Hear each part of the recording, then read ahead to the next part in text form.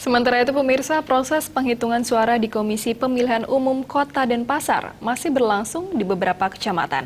Proses rekapitulasi suara di Kecamatan Denpasar Barat dipastikan rampung hari ini.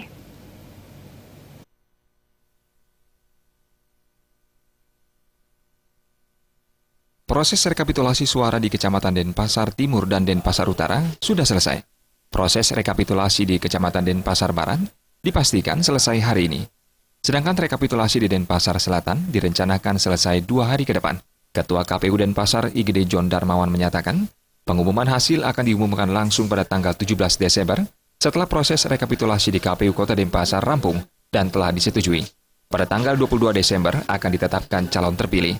Jadi kami di KPU Kota Denpasar masih melakukan rekapitulasi di tingkatan kecamatan. Walaupun 2 kecamatan sudah selesai, Denpasar Timur dan Denpasar Utara sudah menyelesaikan proses rekapitulasi di kecamatan. Dan hari ini juga proses rekapitulasi di Kecamatan Denpasar Barat juga selesai. Jadi kami menunggu proses selesainya rekapitulasi di Kecamatan Denpasar Selatan yang direncanakan 2 hari lagi baru selesai.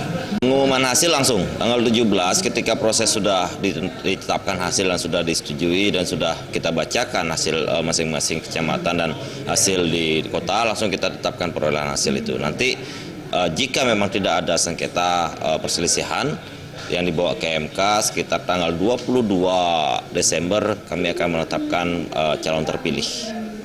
Hasil presentase sementara dari masing-masing calon yaitu pasangan calon nomor urut 1 memperoleh 82% lebih. Nomor urut 2 memperoleh 4% lebih, dan nomor urut 3 13% lebih. Agung Ria dan Joko Andika, Bali TV.